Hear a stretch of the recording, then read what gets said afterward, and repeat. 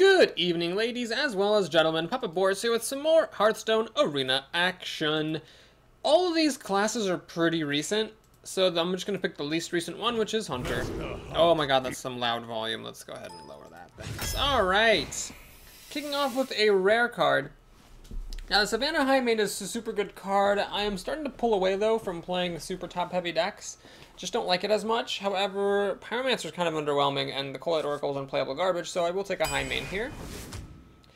Ooh, tough call between the Yeti or the Inventor. Oh my gosh, that's tough.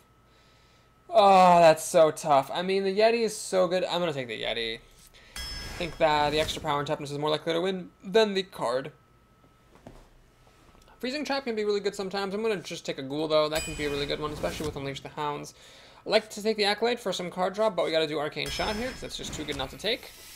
Eaglehorn Bow is very strong, he says, after passing on a secret. Do I take the Freezing Trap to fuel my Eaglehorn Bow and blah, blah, blah? No, we'll take Fairy Dragon, just get some 2-drops. I don't consider a Freezing Trap to be quote-unquote true removal. The Golem is nice. It's a very strong 3-drop, but the Rhino I find is very annoying. It's often difficult for the opponents to kill, and giving your Beast charge is very strong, so I'm going to take the charging Rhino there. Here, I don't like to take the Mogushan Wardings, it's mediocre. Spiteful Smith is a big body, which is good, but I'm going to keep on going for 2-drops with the Tidehunter. I don't want to have another one of those drafts where I just never get any 2-drops because I pass on them early. Okay, the Buzzard is an easy pick there. And we actually can take another weapon, the Gladiator's Longbow. I will take it, because Hunters often you go for a burnout strategy, so having that in your deck for 10 damage is nice. It's like a worse Arcanite Reaper used that way, but of course you also can use it to kill things in a pinch. Now the big game Hunter is certainly strong, but I'm not going to pass on the Gladiator Longbow there. Speaking of healing, let's take the Earthen Ring Farseer. Arch and Squire is an easy pick there over the War Golem. I'm not that desperate. Oh my god, yet another Freezing Trap. No, we'll take a Cult Master. I have been passing on all the cards in the world, so let's take Cult Master here, try to keep our curve low. And then, hopefully get a bunch of cards off of Cult Master. So, Accolade of Pain or Leper Gnome. Leper Gnome would help me be more aggressive. Let's go for the aggro over the card draw here. I've already got an Argent Squire, so that helps. Now, this is a tough moment. Obviously, in any other deck, I would take the Imani Berserker unhesitatingly, especially if I'm going for a more aggressive deck, but I do need some beasts. And the Ironford Grizzly is a good one, so I'm going to take it over the Berserker here. Okay, Direwolf Alpha is a very good beast. 2-drop, buffs, beast, all that good stuff. This is kind of unfortunate. I don't want a second Cult Master, that's for sure, so I'm going to take one of these 1-drops. This guy might actually have charge, because I do have 2 weapons, so we'll take him over the healer. Alright, do I want to snipe? That's like the worst secret. Here I would take a Freezing Trap, but I don't have that option, so I'll take that.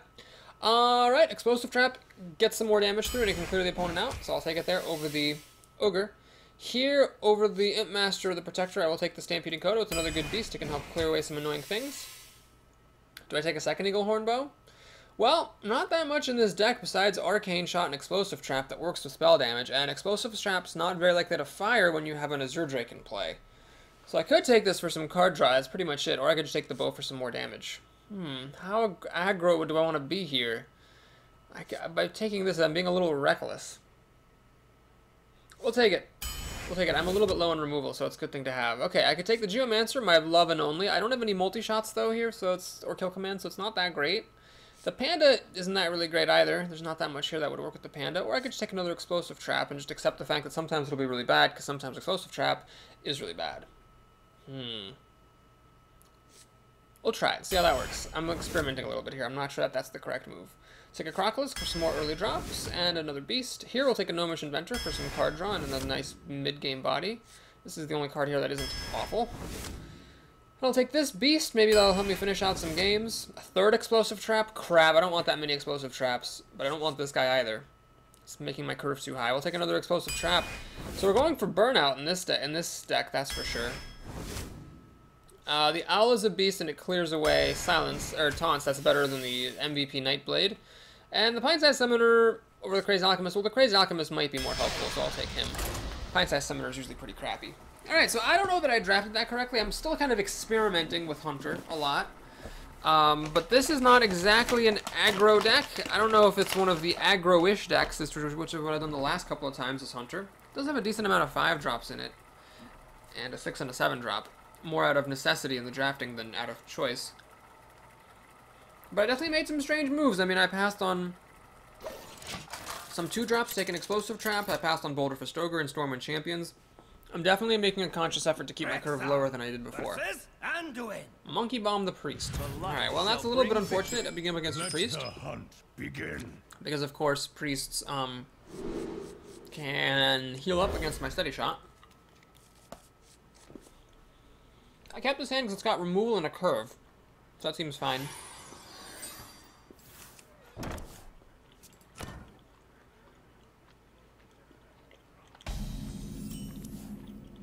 Look at that. The light protects me. Perfect tap deck.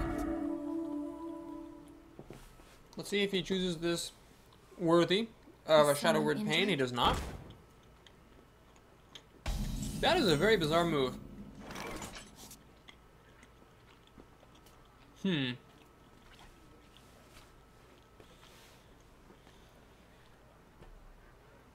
I don't entirely understand why he played this here and not on turn 1. Well, I'm gonna kill it. So play Fairy Dragon, point Arcane Shot, and pop the Mind Shield. So the Sergeant Squire is making a huge impact on the game, enabling the clean kill of the Northshire Cleric without having to pass over the turn. So why Fairy Dragon instead of Crocolisk? Well, 2 reasons. Number 1, it hits harder. Number 2, this is a beast. I might need it later with my Buzzard. Well, this works out quite nicely. We played the correct card. I'm able now to kill his Raging Organ. I will waste the Battle Cry of the Farseer to put a 3/3 on the board. I think that was worth it to spend more of my mana and to put the extra power on the board compared to the Crocolisk. He's got a big dumb beast, so I have to wonder if he's playing with combos, trying to get a inner fire combo thing going on. So the spell damage is not relevant. I doubt it's almost impossible for this explosive trap to fire with this guy in play, but it's a 4/4, which is pretty good. I'll take it. Alright, that's a really good drop for my opponent, unfortunately. I'm gonna have to throw my Farseer at it, unless I get my Direwolf Alpha going. Nope, not a chance. And that's a really, really, really good drop for the opponent. So we're gonna do this. I mean, yeah, we're just gonna do it. Play the Grizzly in order to not have this big dumb beast kill my Ogre Magi, and I'm going to play the River Crocolisk here. Try to put as much power on the board as I can. So it's getting a little bit dicey. If he has a good way to get past this bear and the dumb beast kills my Magus, I'm going to be in trouble. If he plays another taunt, I'm also in trouble. I don't have any way to clear that. I really needed my Owl there. Or I needed some good removal. I never saw any explosive shots, never saw any deadly shots. Saw just a single multi-shot. Does he have a Holy Nova? He has a Holy Nova. This is getting very ugly. So I'm just losing on card advantage here, and I really haven't dealt any damage to his face either. What is going on in this game? Why are things going so terribly? I don't understand. So anyway, the thing is I'm way down on cards, and I have nothing to show for it. I haven't dealt any damage to him, so I'm not anywhere close to burning him out. This game just went all the way bad. Completely all the way bad. So now all my decisions to draft cheaper cards instead of more expensive ones bite me in the ass because I don't have. I'm very likely to get anything big. The only good card I can really hope to draw is a Savannah Highmane. That's pretty much my only possible out at this stage. He's gonna get more cards off the Accolade. He's gonna heal up his big dumb beast. All this is fine, and he kills a leopard. So he knows it's not Freezing Snake or Snipe. He's got to figure it's either Misdirection or Explosive Trap. Multi-shot. Not quite good enough for killing this Acolyte, unfortunately. Well, you gotta do what you gotta do. I'm gonna multi-shot. Steady shot. Trade the Crocolisk in. We're going all the way on this Flesh-Eating Ghoul.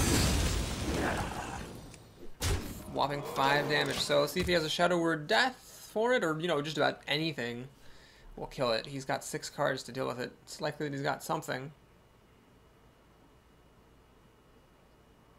He knows this is either Explosive Trap or Misdirection. How did my game go so badly? I was off to a totally fine start. I had a good curve. I guess it was that Senjin Shield Master that I just couldn't answer. My deck really is running light on removal. That's for sure. He's going to Holy Smite to finish off the Flesh-Eating Ghoul and get a card off the Accolade. At least the Explosive Trap kills off all these 1/1 students. But this is, I might as well just draw a card and concede, because he's got so many cards. There's no way I could possibly win. That was a little bit distressing. I might have just completely screwed up my deck. I don't know. We'll find out. I mean, Priest is pretty much my worst matchup. So that's to be understood that I would have a tough time. That was a complete walloping, which I am not happy with. I could have steady shotted him again that turn to get some more progress on the deal 100 damage to enemy heroes quest, but I figure I'm going to get that quest done in this arena regardless. Unless, of course, I lose the next 2 games.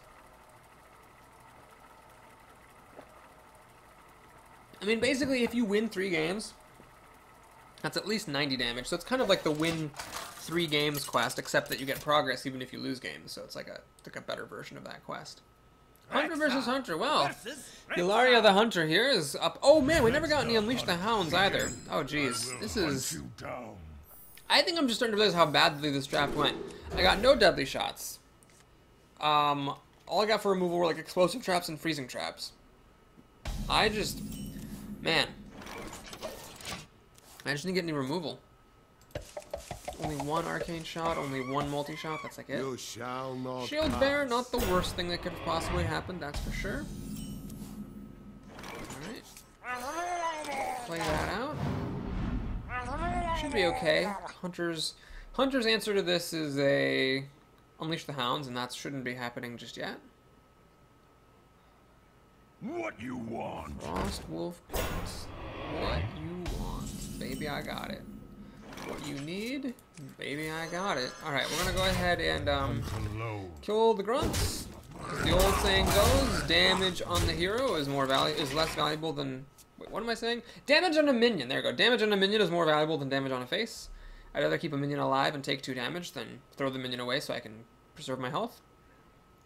The question here is, do I try to not use this so that I can get it to, you know, be beefed up by explosive trap? Oh man, raid leader. Wow, that is an amazingly good drop right there. And he goes for the face. Oh, that is just spectacular. Well, we're playing against somebody in the loser's bracket clearly here.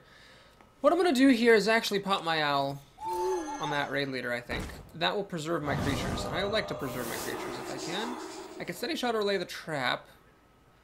Let's steady shot. No rush to the trap. And I'm going to use my bow against the raid leader anyway. So on as well. So the owl protected my 1/1. That might seem like a crazy use of the owl, but I did put an extra minion onto the board. And I preserved another minion on the board, so I feel like it was worth it for the board presence. Now you could use Unleash the Hounds to clear my board with all these 1/1 minions. He could also use an explosive trap. Starving Buzzard. Does he have a coin still? Does he have a coin? He does have a coin, so he can now Unleash the Hounds, get 3 cards, and kill my board. No, he doesn't have it. He has a Tauren Warrior. Oh, that is fortunate. That is super fortunate.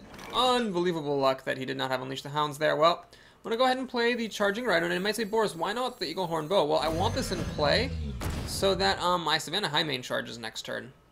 We're now going to just do this. This.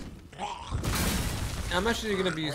Well, see, if I kill it like this, he's vulnerable to a... he's vulnerable to a, deadly shot. If I do this, I'm vulnerable to multi-shot. Well, multi-shot costs more than deadly shot, so let's be vulnerable to the multi-shot.